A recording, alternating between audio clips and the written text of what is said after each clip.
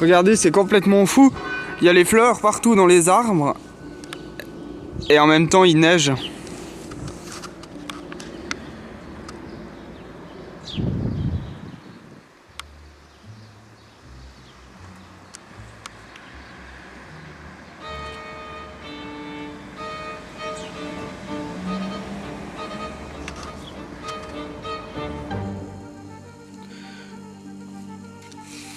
La réalité dans les rêves est tout aussi réelle que la réalité en dehors des rêves.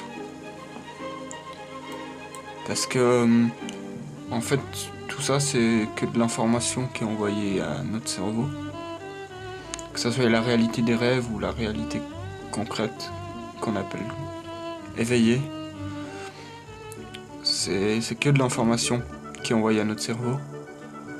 Et peu importe qu'on puisse l'appeler, elle peut être autant concrète qu'on veut, ça reste uniquement de l'information pour nous. Tu pourrais me dire que la réalité éveillée existe bel et bien ailleurs que dans ma tête, autrement que par de l'information, car tu pourrais me dire que j'y apprends des choses. Et donc, forcément, ça vient d'ailleurs de moi, d'ailleurs que de ma tête. Mais dans un rêve aussi, tu peux être surpris. Tu peux avoir peur et tu peux découvrir des choses dans un rêve. Donc en fait, le rêve vient aussi d'ailleurs. Ce que je veux dire, c'est que tu peux aussi... Il y a aussi un échange dans le rêve. Tu n'es pas entièrement maître, ce qui prouve bien que ça a exactement le même genre de... T'es dans la même position face à ton rêve que face à la réalité. C'est-à-dire que t'es dans une position où tu peux explorer. C'est-à-dire que tu n'es pas entièrement maître de ce qui se trouve autour de toi. Tu peux apprendre et tu peux découvrir. Et ça fait, à mon avis, ce point-là, ça fait du rêve un univers beaucoup plus concret que ce qu'on veut nous dire. Parce que tu peux apprendre, tu peux rigoler, tu peux entendre une blague en rêve, donc elle est générée à l'intérieur de ta tête, mais tu ne la connais pas, elle n'est pas dans ton cerveau conscient. On parle souvent d'univers, comme si c'était l'ensemble des choses qui existaient. Simplement, l'ensemble de tout ce qu'on connaît se trouve dans notre tête. Donc l'ensemble de tout ce qui est possible pour nous est une information présente dans notre tête. Ce qui fait que ce qu'on ne connaît pas n'existe pas dans notre tête. On peut en prévoir l'existence, mais même cette prévision, elle est dans notre tête. C'est-à-dire que l'ensemble de l'univers est de l'information dans notre tête. Et ce qui n'est pas dans notre tête n'existe pas pour nous.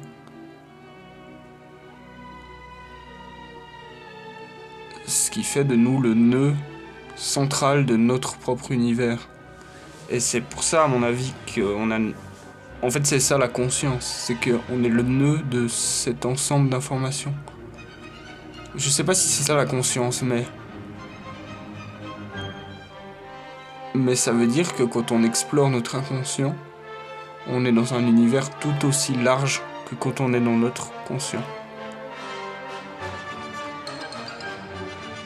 Je pense que par association d'idées, on peut générer des nouvelles idées.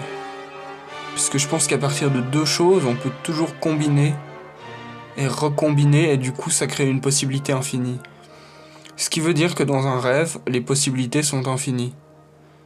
Et donc on se retrouve à une équivalence entre le rêve et le monde réel. C'est-à-dire qu'on est dans un espace qui est infini.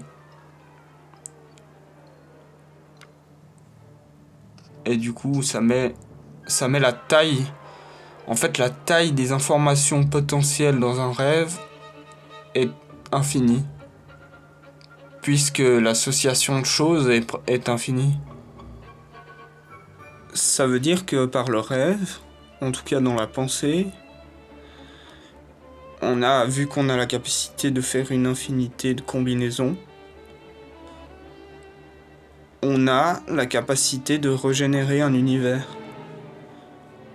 En tout cas en termes d'information. Puisque notre univers, pour nous, c'est l'ensemble des informations qu'on connaît. Et qu'on envisage et qu'on prévoit. Et ça, on est capable de les imaginer. De les régénérer par l'imagination. Et de générer une quantité d'informations, en tout cas égale, mais à la possibilité infinie. Donc on est capable par l'imaginaire de régénérer un univers tout entier. En tout cas, on en a le potentiel.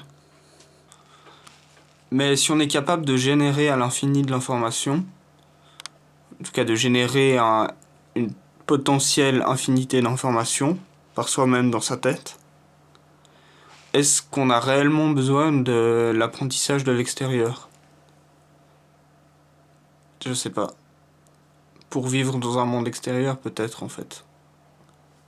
Est-ce qu'un être humain privé de toute information extérieure, à qui on assure une vie éternelle, c'est-à-dire un cerveau,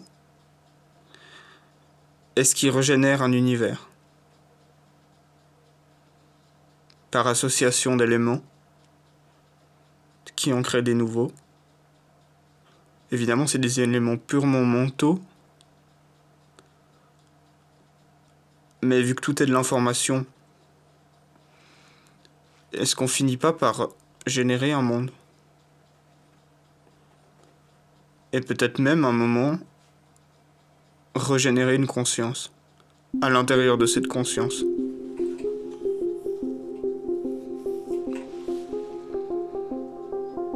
Puisque le potentiel est infini, je pense que oui.